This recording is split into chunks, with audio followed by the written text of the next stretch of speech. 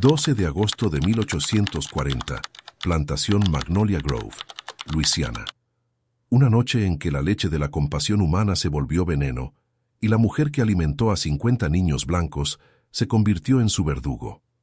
Louisa Piquet, ese era el nombre de la mujer que, armada con una hoja de cocina afilada y un corazón vaciado por la pérdida, cambió para siempre el destino de la familia Beauregard, una de las dinastías azucareras más ricas de Luisiana. Una esclava doméstica, de 26 años, nacida para servir como nodriza de los hijos del amo mientras sus propios bebés se marchitaban de hambre. Pero esa noche de agosto, Louisa no amamantó, no consoló, no alimentó. Louisa mató. Con las mismas manos suaves que habían acunado a los bebés blancos, abrió las gargantas de 7 miembros de la familia mientras dormían en sábanas de seda pagadas con su leche y las tumbas de sus hijos. Esta es la verdadera historia de Louisa, una esclava que decidió que la maternidad no sería una bendición negada, sino una maldición devuelta. Antes de continuar con el video, deja un comentario diciéndonos de dónde eres y qué hora es allí. Y no olvides suscribirte al canal. La luz de la mañana se arrastró lentamente por los campos de caña de Magnolia Grove, tiñendo de oro los tallos de caña mientras las sombras se aferraban a los barracones de los esclavos como secretos demasiado oscuros para el amanecer. El aire estaba espeso con el calor de Luisiana y el empalagoso dulzor de la melaza, un olor que se había vuelto sinónimo de sufrimiento en este rincón del mundo. El musgo colgaba de los viejos robles como sudarios, y el pantano más allá susurraba con las voces de quienes habían intentado escapar y fracasado. Esta era la tierra de las plantaciones, donde el azúcar era rey y los cuerpos negros eran la moneda que construía fortunas blancas. Louisa se movía como el vapor, lenta, silenciosa, necesaria, por los pasillos de la gran casa. A sus 26 años, poseía una belleza que había sido tanto bendición como maldición, con piel color café con leche y ojos que guardaban profundidades que los blancos nunca se molestaron en explorar. Sus manos eran suaves por el trabajo de interior, pero su espalda estaba erguida por cargar pesos que ninguna mujer debería soportar. Era lo que llamaban una negra de la casa, elevada por encima de los trabajadores del campo, pero aún atrapada bajo el peso de la propiedad. Su papel era específico, íntimo y devastador. Era la nodriza, la mujer cuyo cuerpo se convertía en una fuente de vida para niños que crecerían para poseer a otros como ella. La gran casa se alzaba a 3 pisos, sus columnas blancas brillando como huesos bajo el sol. Dentro, candelabros de cristal captaban la luz y proyectaban arcoíris sobre paredes revestidas con retratos de ancestros Beauregard, cada uno sonriendo con la satisfacción de una riqueza construida sobre la miseria. La familia había sido dueña de Magnolia Grove durante 3 generaciones, cada una más próspera que la anterior, cada una más convencida de su derecho divino a ejercer dominio sobre almas humanas. Los aposentos de Louisa estaban en el ala de servicio, una pequeña habitación detrás de la cocina donde podía ser llamada a cualquier hora cuando un bebé blanco lloraba por leche. Llevaba 8 años amamantando a niños blancos, su cuerpo mantenido en constante producción a través de un ciclo de embarazo y la alimentación forzada de hierbas que mantenían su suministro de leche incluso después de que sus propios hijos se hubieran ido. 8 años de ver a los bebés blancos crecer gordos y sanos mientras sus propios hijos adelgazaban y morían. 8 años de ver su cuerpo tratado como un recurso para ser cosechado, sus instintos maternales retorcidos en beneficio de la familia Beauregard. Pero su silencio no siempre fue rendición. A veces es una tormenta esperando una grieta en el cielo. El punto de quiebre había llegado 3 semanas antes, un martes que comenzó como cualquier otro. Louisa estaba en la habitación de los niños, alimentando al hijo más pequeño del señor Charles, cuando escuchó los gritos de los barracones. Conocía esa voz. Era de su hermana Celia, que acababa de dar a luz a gemelos 2 días antes. Louisa intentó levantarse, intentó ir con su hermana, pero la señorita Beauregard Le sostuvo el brazo con firmeza. «Termina de alimentar al bebé primero», dijo con la crueldad indolente de una mujer que nunca había cuestionado su derecho a priorizar la comodidad blanca sobre el sufrimiento negro. Para cuando Luisa llegó a los barracones, ambos gemelos estaban muertos. Celia los sostenía contra su pecho, meciéndose de un lado a otro, emitiendo un lamento que parecía surgir de la tierra misma. Los bebés habían muerto de lo que el médico blanco llamó incapacidad para prosperar. Pero Luisa sabía mejor. Habían muerto porque la leche de Celia se había secado por el dolor y el agotamiento, porque no había comida que sobrara para las madres lactantes en los barracones, porque los bebés blancos bebían primero y los bebés negros bebían al final, si es que bebían. Fue entonces cuando algo dentro de Luisa dejó de ser humano. Para ellos nunca lo fue, pero para sí misma.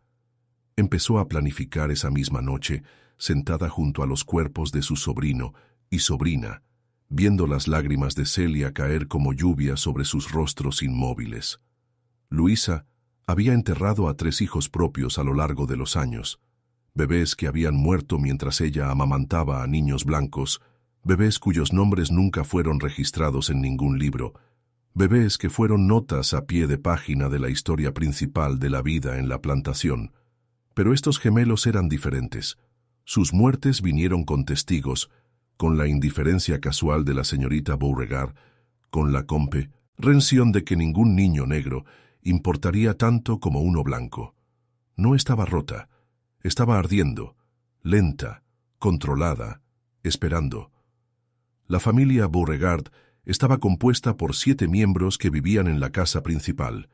El señor Auguste Beauregard, de 54 años, el patriarca que había heredado la plantación de su padre y la había expandido hasta convertirla en un imperio azucarero. Era un hombre que creía en el orden divino de las cosas, que citaba las Escrituras para justificar la esclavitud y hablaba de su benevolencia hacia su propiedad humana. Su esposa, Constance, de 49 años, era una bella de Charleston que había traído su propia dote de esclavos al matrimonio y los trataba con la particular crueldad de una mujer que nunca había trabajado un día en su vida. Su hijo mayor, Charles, de 28 años, se había casado recientemente y se había mudado de nuevo a la plantación con su esposa Marie, de 23 años, una delicada flor que ya había dado 2 hijos al legado Beauregard. Charles estaba siendo preparado para hacerse cargo de la plantación, aprendiendo el negocio de convertir carne humana en beneficio con la misma atención que otro hombre podría dedicar a la cría de caballos. Marie estaba embarazada de nuevo, y Luisa había recibido instrucciones de prepararse para otro período de lactancia una vez que llegara el bebé. El hijo menor, Henry, de 24 años, era lo que llamaban el hijo problemático. Un borracho y jugador que pasaba sus noches en los burdeles de Nueva Orleans y sus días durmiendo la borrachera. No tenía interés en la vida de la plantación, pero se contentaba con vivir de sus ganancias mientras no contribuía nada más que escándalo al nombre de la familia. Finalmente, estaba la hija, Isabel, de 22 años, soltera y cada vez más desesperada por su estado de solterona, descargando sus frustraciones en los esclavos domésticos con creciente virulencia. Cada uno de ellos se había amamantado del pecho de Luisa en algún momento. Cada uno de ellos había tomado sustento de su cuerpo mientras sus propios hijos morían de hambre. Cada uno de ellos debía su robusta salud a una leche que debería haber ido a los bebés negros que morían por falta de ella. Ella los estaba nombrando uno por uno, como maldiciones susurradas en la oscuridad. La planificación de Luisa fue meticulosa, informada por 8 años de conocimiento íntimo de las rutinas de la familia. Sabía que el señor Auguste tomaba láudano para su dolor de espalda y estaría profundamente dormido a medianoche. Sabía que la señorita Constance guardaba una botella de Jerez en su mesita de noche y se emborrachaba hasta perder el conocimiento la mayoría de las noches. Sabía que Charles y Marie dormían profundamente después de sus actividades vespertinas y que Henry usualmente se desmayaba borracho antes de desvestirse por completo. Solo Isabel podría representar un problema. Era de sueño ligero, paranoica con las revueltas de esclavos, y guardaba una pequeña pistola en su habitación. El arma provino de la cocina, donde Luisa trabajaba cuando no estaba amamantando. Era un cuchillo deshuesador, delgado y afilado, utilizado para preparar las elaboradas comidas que alimentaban a la familia Beauregard, mientras los esclavos comían restos y sobras. Lo había afilado durante varias noches, probando el filo contra tiras de cuero hasta que pudo cortar la carne como mantequilla. El cuchillo se sentía bien en su mano, equilibrado y familiar, una extensión de su voluntad. Durante 3 semanas llevó ese cuchillo consigo, envuelto en un paño de cocina y escondido entre los pliegues de su delantal. Se movía por sus días con una calma que inquietaba a los otros esclavos, amamantando bebés blancos con las mismas manos que pronto tomarían vidas blancas. Lo sintió con ella en esas últimas semanas. Los gemelos de Celia, sus propios hijos perdidos, todos los bebés negros que habían muerto mientras ella alimentaba a los blancos. Se sentaron con ella en la oscuridad, le susurraron en los momentos entre el sueño y la vigilia, le recordaron que algunas deudas solo podían pagarse con sangre. La noche que eligió fue perfecta en su maldad ordinaria. Los Beauregard habían recibido a invitados para cenar, otras familias de plantadores que venían a admirar el ingenio azucarero y a discutir los últimos métodos de control de esclavos. Comían, bebían y reían, mientras en los barracones Celia seguía sin hablar desde la pérdida de sus gemelos. La ironía no le pasó desapercibida a Luisa. Ellos celebraban su prosperidad construida sobre leche robada y bebés negros muertos, mientras ella se preparaba para cobrar la deuda que nunca habían reconocido. Comenzó con los niños, porque serían los más peligrosos si se despertaban. Los 2 hijos de Charles y Marie dormían en la guardería, la misma habitación donde Luisa había pasado incontables horas amamantándolos. Entró como lo había hecho 1000 veces antes, pero en lugar de traer consuelo, trajo la rendición de cuentas. El niño mayor, Jean-Baptiste, de 4 años, se despertó cuando ella se acercó a su cama. «¿Nana Luisa?», susurró, usando el apodo que le tenía. Ella lo miró, a este niño al que había amamantado y acunado, y por un momento su determinación flaqueó. Pero luego recordó a su propio hijo, Jacques, quien había muerto a los 3 meses mientras ella amamantaba a este mismo niño. Recordó sostener el pequeño cuerpo de Jacques mientras sus pechos le dolían con leche que iría a Jean-Baptiste en su lugar. Recordó enterrarlo en el cementerio de esclavos sin lápida, sin ceremonia, sin reconocimiento de que alguna vez había existido. El cuchillo bajó rápido y seguro. Jean-Baptiste no emitió ningún sonido más allá de un pequeño jadeo, sus ojos muy abiertos por la confusión más que por el miedo. El niño más pequeño, Philippe, nunca despertó. 2 cortes rápidos, y la guardería quedó en silencio. Luisa no sintió nada más que una extraña sensación de finalización, como si un libro de contabilidad finalmente se hubiera saldado. Luego se dirigió al dormitorio principal, donde Auguste y Constance dormían en su cama con dosel cubierta con mosquitera. El láudano y el jerez habían hecho su trabajo. Ambos dormían profundamente, roncando suavemente. Luisa apartó la mosquitera como una cortina y entró en su espacio protegido. Durante 8 años, la habían convocado a esta casa a todas horas. La habían sacado del sueño para amamantar a sus hijos. Habían tratado su cuerpo como un recurso para ser gestionado. Ahora estaba allí bajo sus propias condiciones. Auguste murió primero, el cuchillo deslizándose entre sus costillas con precisión quirúrgica. Se sacudió una vez, abriendo los ojos de par en par, pero el láudano lo mantuvo en su control y se hundió de nuevo en las almohadas sin emitir un sonido. Constance fue la siguiente, la mujer que había sujetado el brazo de Luisa mientras los bebés de su hermana morían, que había priorizado la comodidad blanca sobre el sufrimiento negro con indolente indiferencia. El cuchillo encontró su garganta, y su último aliento fue un susurro que podría haber sido sorpresa o quizás una plegaria. 2 menos. Quedaban 3. La habitación de Charles y Marie estaba al final del pasillo, y Luisa se movió hacia ella con la misma silenciosa eficiencia que había usado para amamantar a sus hijos. Habían bebido vino con la cena y se habían retirado temprano, Marie quejándose de la fatiga del embarazo, mientras Charles hablaba de expandir el ingenio azucarero.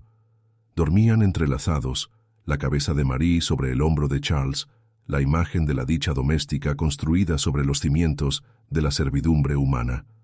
Luisa se detuvo sobre ellos por un momento, recordando la primera vez que había amamantado a Charles de bebé, cómo la había mirado con ojos inocentes mientras extraía vida de su cuerpo.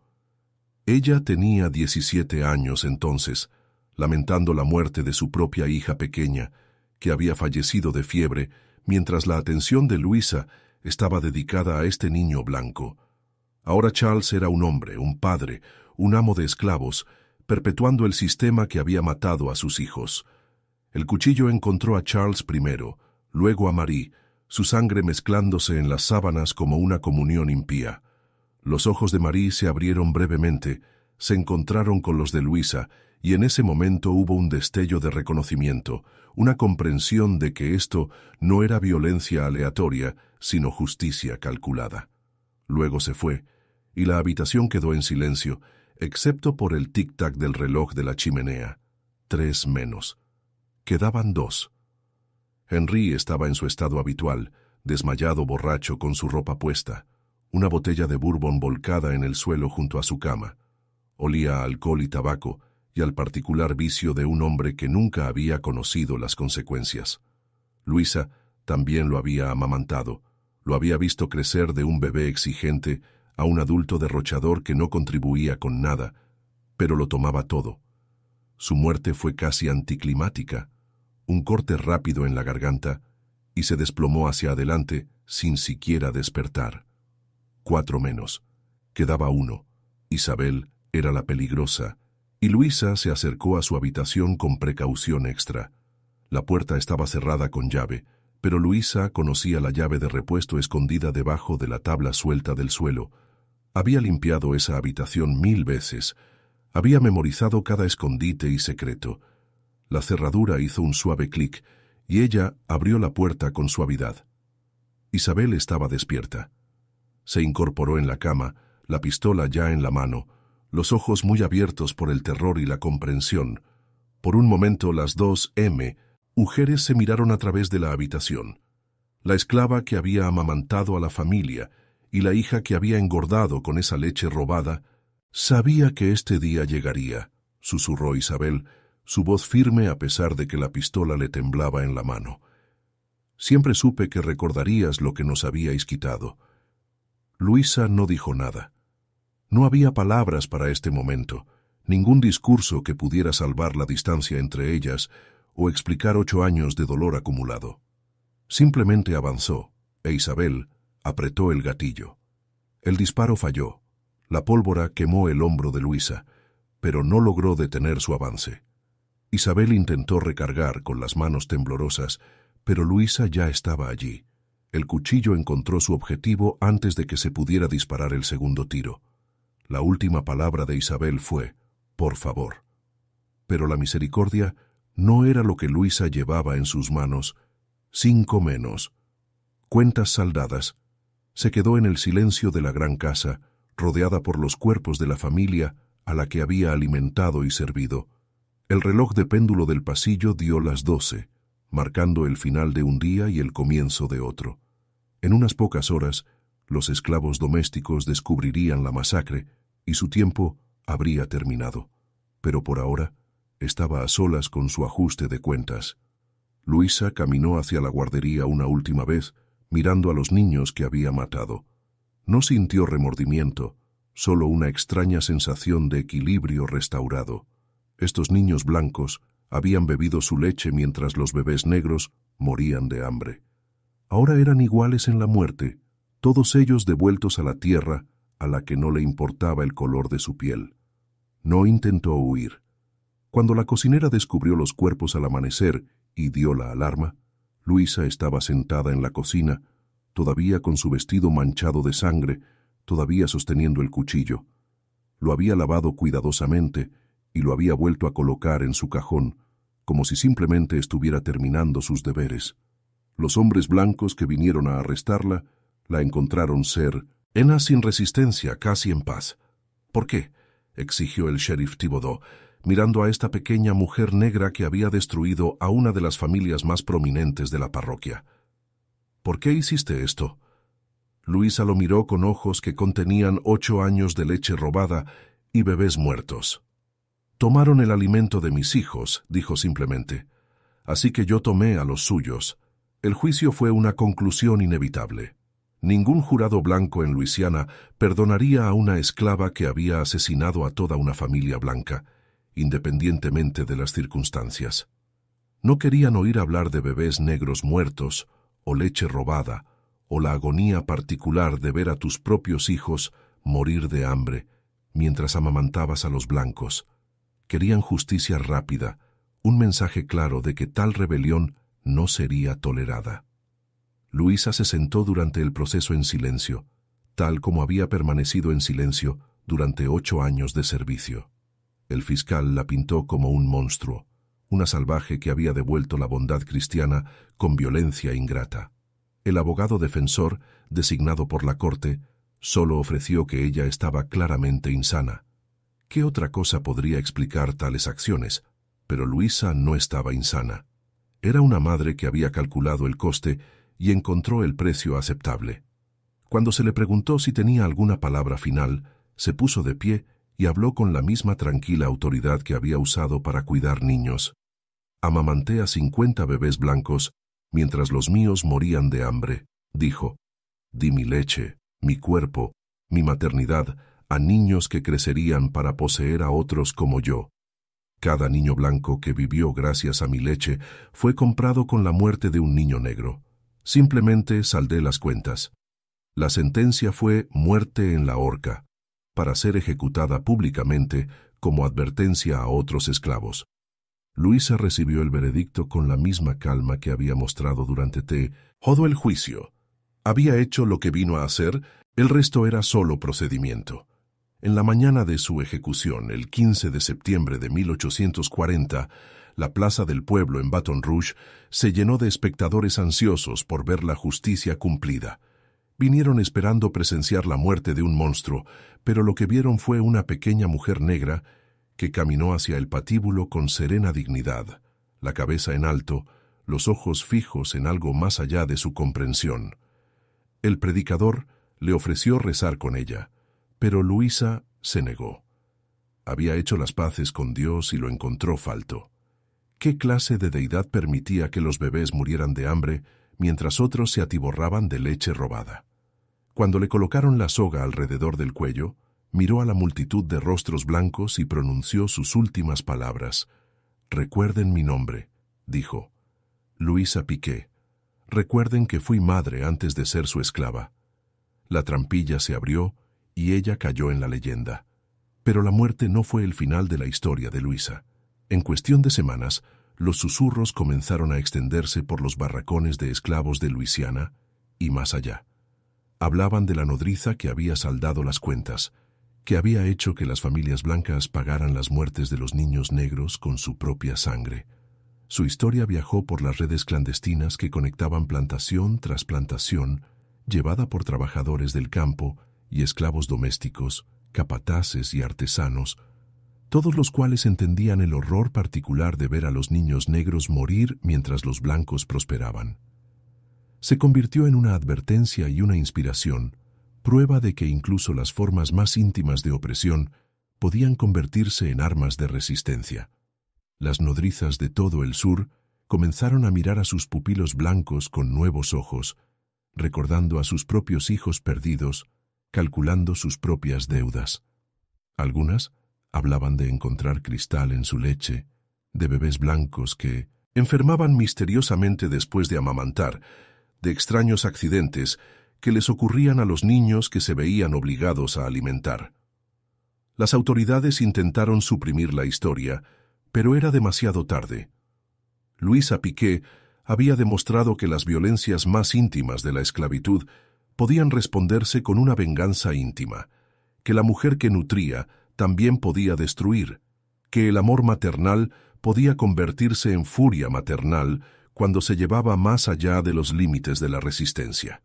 En los barracones, las madres comenzaron a contar a sus hijas sobre Luisa cuando llegaban a la edad adulta, advirtiéndoles del infierno especial reservado para las mujeres negras bajo la esclavitud, pero también mostrándoles que la resistencia era posible, incluso en las posiciones más indefensas. Cantaban su nombre en nanas, lo tallaban en la corteza de los árboles, la recordaban cada vez que se veían obligadas a priorizar la comodidad blanca sobre el sufrimiento negro.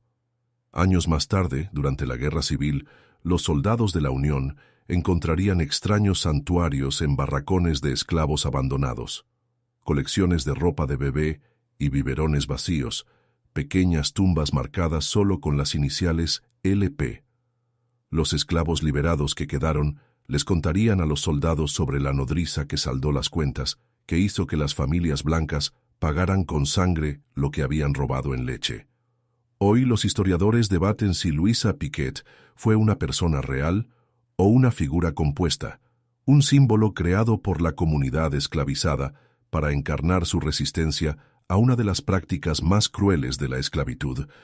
Pero en la memoria colectiva de quienes vivieron la peculiar institución, ella sigue siendo tan real como la leche que alimentó a los niños blancos y las tumbas que contenían a los negros. Su historia nos recuerda que la esclavitud no se trataba solo de trabajo y economía, sino de las violaciones más íntimas imaginables, el robo de la maternidad misma, la separación forzada de madres e hijos, la cruel ironía de mujeres negras alimentando bebés blancos mientras los suyos pasaban hambre.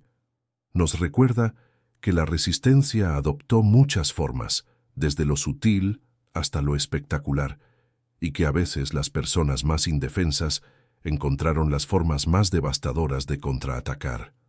Al final, Louisa Piquet se convirtió en lo que siempre se le había negado la oportunidad de ser, una madre que protegió a sus hijos, incluso si esa protección llegó en forma de venganza en lugar de nutrición. Pagó el precio final por su resistencia, pero al hacerlo, aseguró que su historia sobreviviría al sistema que la creó. La nodriza que alimentó a 50 bebés blancos mientras los suyos morían de hambre, se convirtió en la mujer que demostró que incluso las formas más íntimas de opresión llevan consigo las semillas de su propia destrucción. Probó que el amor y la furia no son opuestos, sino dos caras de la misma moneda, y que a veces el mayor acto de maternidad es la voluntad de morir, por el principio de que todos los niños, negros y blancos, merecen vivir. Si esta historia te conmovió, si te hizo pensar en los costes ocultos de la opresión y las formas inesperadas que puede adoptar la resistencia, entonces no fue contada en vano. Suscríbete al canal, deja un comentario compartiendo tus pensamientos y comparte esta historia con otros que necesiten entender que la historia no se trata solo de fechas y batallas, sino de los íntimos dramas humanos que dieron forma a nuestro mundo. Recuerda a Louisa Piquet y recuerda que incluso en los tiempos más oscuros, alguien siempre está llevando la cuenta